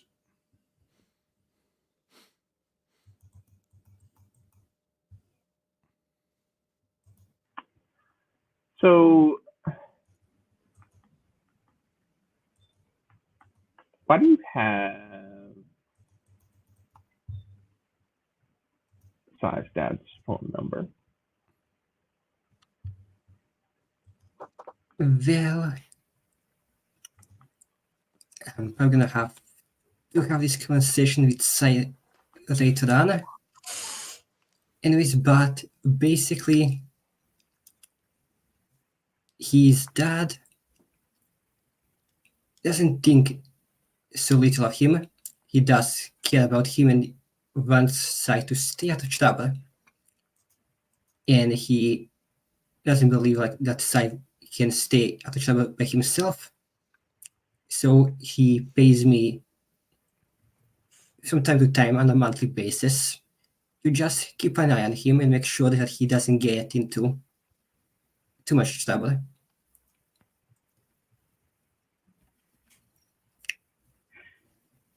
Okay. And I'm fully aware that Sai is probably gonna freak out about this once we actually get to it. But Well, he's there's a heavy emphasis about keep him alive. Stop him getting his face kicked in if he asks us too many questions. But yeah, keep him out of harm's way. Yeah, but his family does a lot of money, and I am in need of that money because while Sai doesn't have the best relationship with his father, on the other hand, I do have a good relationship with my father, and his treatment just like it costs a lot of money that I just can't really get any other way besides this. Okay. That's face was a little bit troubled, I think, afterwards. Just, thinking about some, she knew you were a criminal, but not a narc.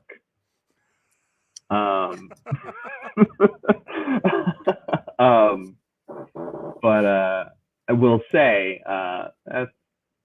that's good enough for me for now. I'll let Sai grill you with whatever he wants to know. This is his conversation to have anyway.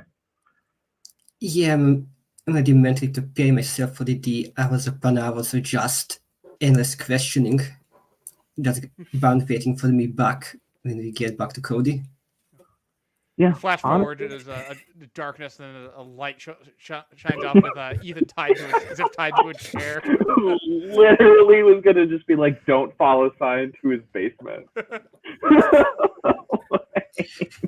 I can imagine that Ethan wouldn't like follow him. Like Ethan would just like walk into the shack normally, and Sai probably like has like some kind of like sleeping gas rigged, so when he walks in, he just sprays it in the face and he just falls over.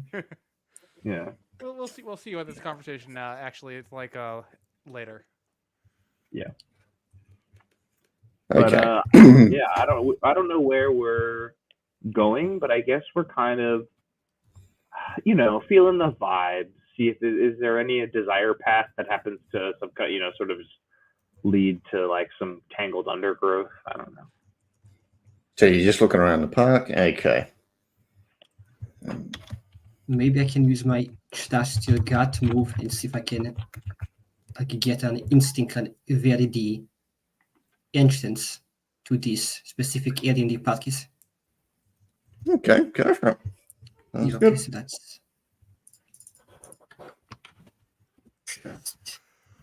that's either.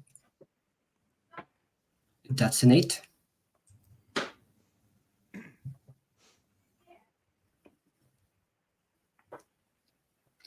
Okay. Yeah, it looks, there's some sort of well manicured parts of the park. You don't think it's that. You think it's the more rough, overgrown part, the more natural part.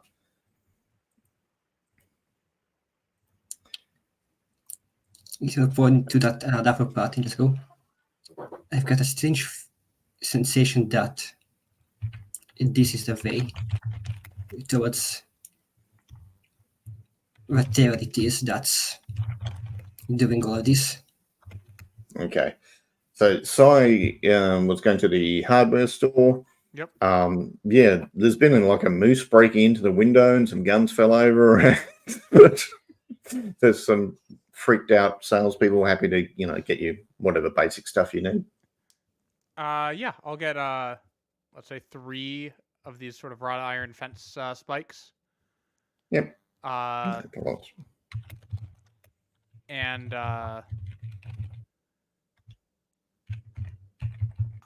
so I'm trying to.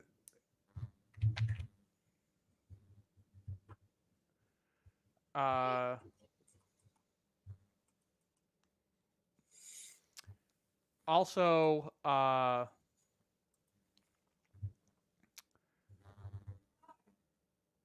no, okay. That's all. I'll get. Yeah, just that. I'm sort of a hurry. Sort of step out of the store, and I'm like, break up my walkie-talkie, and say, "This is Wildcat. Please give location. Over."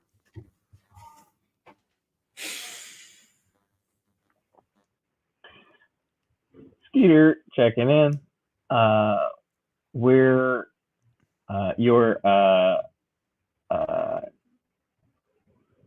yeah, no, I won't say that. We're in the park. You want to come look for elves? Shh.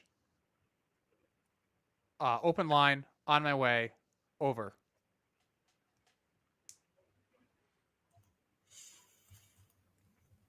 All right, so I wanders past some like teenagers in Christmas outfits doing like some marching parade dancing thing, and yeah, they all look like elves.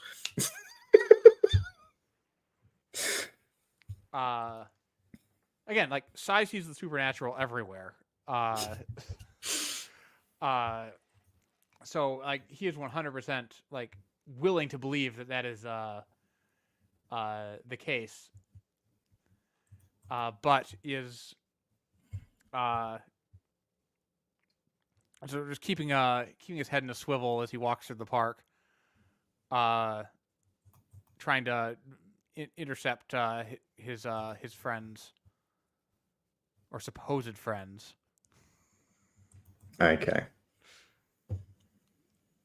It's probably a good spot to pause it there with you two waiting in the park and Sai on the way.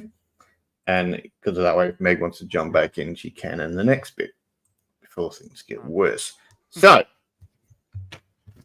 has Meg sort of been here in the background? If so, I would have gotten a 4. No, but okay. We can. She's got her own cold iron, so I'm. If we decide to retcon she's on her way or something, yeah, we can just say you grab the 4th one. That's easy enough. Okay. Did we include the mystery? No. Did we say someone from certain death? Well, yeah. If Amber didn't call the ambulance and think he would have bled to death on all his ribs being smashed in. Learn something new about the world. Yes, that's fae creatures out there doing deals for people's souls and shit. So yeah, 2 XP each, plus whatever you get from failures. Don't think Yeah, I- didn't we also do something about the hunters with Ethan's dad in this case, I would say, maybe? Well, we learnt about Ethan and Si's sort of history with various people and stuff. But yeah, all right, so 3 each plus failure.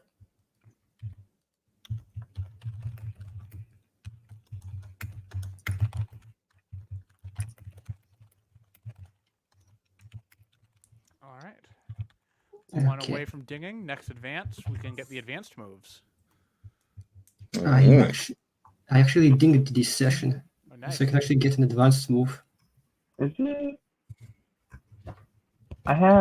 Is it after 5 or after 4? It says after you have so is it after you have leveled up 5 times. This would be our 5th level up, I think, if we're all on the same path.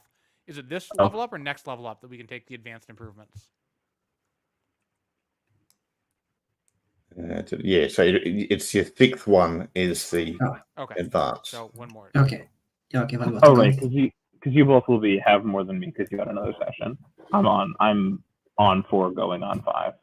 Yeah. I'm also Yeah. on 4 going on 5, but I Okay. just got 5. Okay. Yeah. All right, so yeah, you two in the park, Si's on the way, possibly Meg's on the way, already in town doing something else. It's a good spot to pause it. All right. Brandon, any stars or wishes?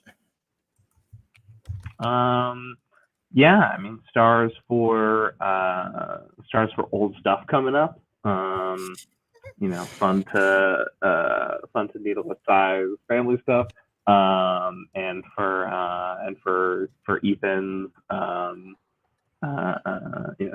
duplicity and how that went. Love the just casual mention of like knowing that this is a bomb going off. It's just like, well, I have to mention that. Rather than trying to find a way around it to see how you somehow knew that. Yeah, mystery so far. Oh yeah, when Si looked at the envelope, it's just cinema vouchers. It's just Happy Christmas, Son, and 6 cinema vouchers. Oh, to what cinema? Whatever the local chain is. Okay. This is gonna be like some ominously named or like appropriate thing. Just AMC vouchers.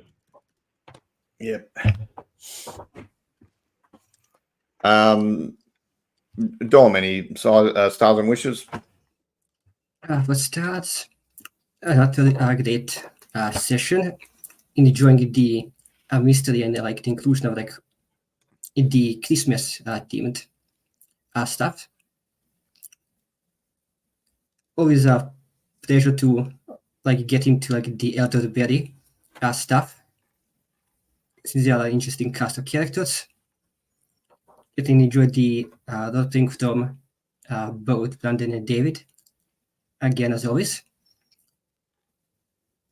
And yeah, also enjoyed a lot how more background NPCs are coming to the